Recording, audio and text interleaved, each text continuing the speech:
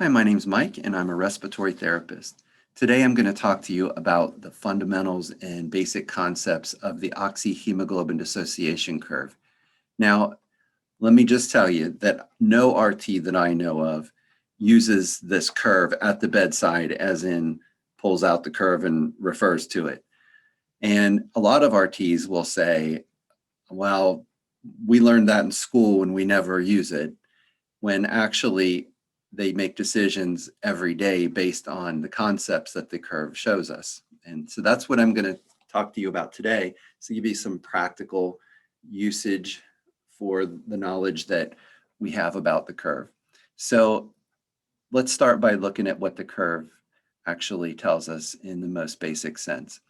If you look at the solid line here, this kind of flat up at the top here, and then it rounds off, and then we have a steep portion of the curve. Don't worry about these dotted lines right now. Just look at the solid one. And then we look at this horizontal axis on the bottom, and it says PO2 in millimeters of mercury, also known as torr. And just to be clear, that is P little AO2. So that's the partial pressure of arterial oxygen. You get that from the blood gas. Then if you look at the left vertical axis, this is percent hemoglobin saturation, also known as O2 or SaO2. So the first thing we're going to look at is the relationship between PO2 and SaO2. It's very predictable. So let's take, for example, PO2 of 40. If we look, follow this up, PO2 of 40, follow it up to the solid line, follow it to the left, and that should yield an O2 sat of about 75% under normal conditions. And if that looks familiar to you, that is kind of venous values. If you look at normal venous PVO2 and a normal SVO2, those numbers always kind of correlate. And we can see that on the curve here.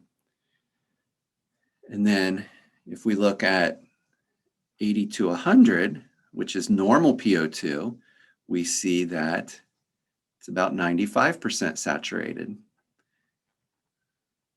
And if we look up to 100 here, it is about the same because we're on the flat portion of the curve. Let's also look at the 60, PO2 of 60, and follow that over, and that should yield a sat of 90% under normal conditions. It's not an exact science, but it's pretty close. And that should look familiar to you because that's kind of where CO2 retainers normally live. That's why a lot of times on CO2 retainers, oxygen titration orders, they'll say keep O2 sat 88 to 92%, because they know that in that range, the PO2 is going to be around 60, which is where those peripheral chemoreceptors that they're breathing off of are set. Peripheral chemoreceptors are set, and depends on what you read, but 55 to 60 torr. So if we over-oxygenate them, it can knock out their hypoxic drive. So that's why we want to keep our CO2 retainers around an O2 sat of 90, because the PO2 is around 60 at that point. So let's look at the steep portion of the curve. Now, the curve is said to kind of flatten out at around 90%, right around the 60-90 relationship. And below that, it kind of gets really a lot steeper. And so let's kind of wrap our minds around what this tells us. Let's go back to how most oxygen is carried, and most of it is carried as hemoglobin saturation. Remember, most of it's on the hemoglobin. And so we can kind of review our O2 content formula, and there it is in its basic form. And so here's the two ways oxygen is carried. Each hemoglobin gram percent can carry 1.34 milliliters of oxygen, and then we need to know how many of those are actually carrying. So that's the hemoglobin part of how oxygen is in the blood, in the arterial blood. And then we add to that what is dissolved in plasma. So for every unit of pressure, every PO2, 0.003 milliliters of oxygen is dissolved. So already you can see mathematically the hemoglobin saturation is going to be quite a bit higher than the PO2. So let's just throw some numbers in there. I just used a normal hemoglobin of 15 grams percent, and they're 98% saturated. And we used a normal PO2 of 100 torr. And so we look at how much that actually carries. The hemoglobin portion is 19.6 volume percent, and the plasma PO2 portion is 0.3 volumes percent. And volumes percent is just milliliters per 100 milliliters of blood. So out of our 19.9 volumes percent here, almost all of it is carried on the hemoglobin. Almost none of it is carried on, is dissolved in the plasma. And so you might ask, well, if almost no oxygen is carried dissolved in the plasma, then why do we rely so much on looking at the PO2 to see how well their blood is oxygenated? And the answer to that is that, again, back to this relationship, that under normal conditions, there's a predictable O2 sat. Now, to be clear, you can have a well-saturated hemoglobin, but have a very low amount of hemoglobin. And so that would be getting into anemic hypoxia. But for our discussion today, we're just going to keep with, we have a normal amount of hemoglobin and they are saturated. Okay. And so again, back on this steep portion of the curve, as we lose oxygen, you can see we desaturate very quickly. So once people get below this 90%, a lot of times they're going to get really short of breath. That's because they're desaturating so quickly. The good part is that when we put them on oxygen, they should resaturate very quickly, because on the steep portion, you can see very small increases in PO2 carry a very great resaturation of hemoglobin. So it flattens out at about 60 to 90. This PO2 is 60, O2 sat of 90, kind of flattens out. So once you get up in here on the totally flat portion of the curve, which happens at around 95% or greater, which, if you remember, that's a normal O2 sat, 95% or greater. Increases in PO2 don't really make a big difference, because more PO2 doesn't carry very much mathematically, and we showed you that over here. And you can't saturate much more than 95%. So you could take the PO2 all the way up to 300, and let's just do that math. You can see I left everything the same, except I plugged in a 300 PO2.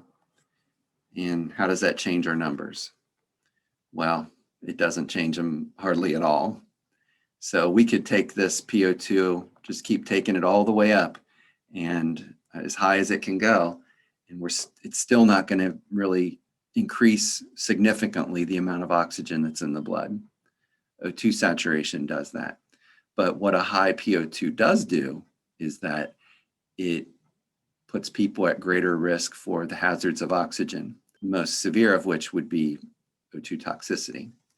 What else this shows us is that under normal circumstances, when we have a PO2 of 80 to 100, which remember is normal, we can lose a little bit of PO2 before we start desaturating. So it creates a nice little, buffer for the body.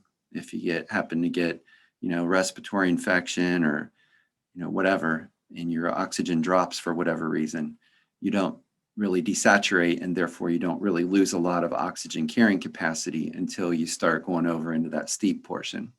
Okay, now let's look at shifts in the curve. This particular example shows a right shift, and then that's the right dotted line here, and it shows a left shift, and that's this dotted line on the left.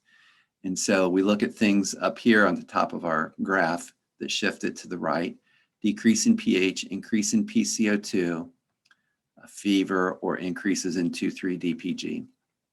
So any of those four things, certainly the top three would be the most common, going to change that relationship. So let's say, and these have to be significant. We're not talking, you spike a little fever and it shifts the curve. We're talking a significant fever or significant changes in pH and PCO2. Let's say that somebody's running a really, really high fever. Let's use that 60-90 relationship. So at the same PO2, we follow it up to a right shifted curve, And on this example, our O2 sat is 65% instead of 90. Let's look at something that shifts it to the left. Let's use the opposite of the example we just used in decreased temperature. Somebody's hypothermic.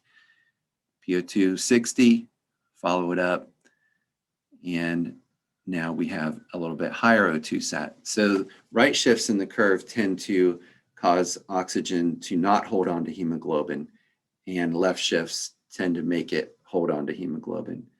And that can be kind of a good thing, because if you have a high temperature, the oxygen is going to come off of the hemoglobin really easily and go to tissues that are producing a lot of CO2. You can see the right shift factors here kind of all fall together. So you have a fever, in this example, shifts it right. You have a lower O2 sat, but you've got oxygen going to the tissues, which is good. They're producing a lot of CO2 because in this case they have a fever, they got increased metabolism going on, and then when the PCO2 goes up, pH drops too. So those kind of, hopefully that's a memory tool to help you kind of relate those factors. And then left shift again will be just the opposite. Now the important thing to remember here is that we think about, well, why don't we talk about this more in the clinical practice? Well, that's because we usually keep people saturated with oxygen.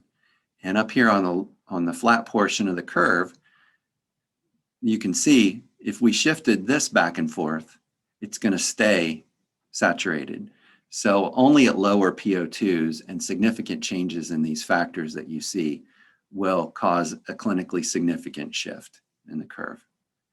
And so hopefully this helps you kind of figure out what this curve is telling us. There is a little bit more to it. I mean, we didn't talk about fetal hemoglobin, carboxyhemoglobin. We didn't talk about 2,3-DPG.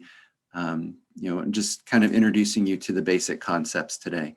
We also didn't talk about P50 or the O2 content scale over here. I just wanted to go over the basics today with you and hopefully give you an idea of how we use this. So back to the RTs that would tell you that they never use this. Well, every time they get a blood gas on a patient and the PO2 is really high and they say, let's turn it down because PO2 of 300 is not needed, we can drop it down to a PO2 of 80 to 100. Well, they just use the curve because they understand that a high PO2 doesn't really get you anything. We also know that when we have CO2 retainers, or anybody really, that once we get past that 90, lower than that 90% O2 sat, we're going to desaturate pretty quickly, and that we need to reoxygenate them fairly quickly. And finally, it shows us that there is a predictable relationship under normal circumstances between PO2 and SaO2. So hopefully that makes the curve a little bit less confusing and a little bit more usable for you.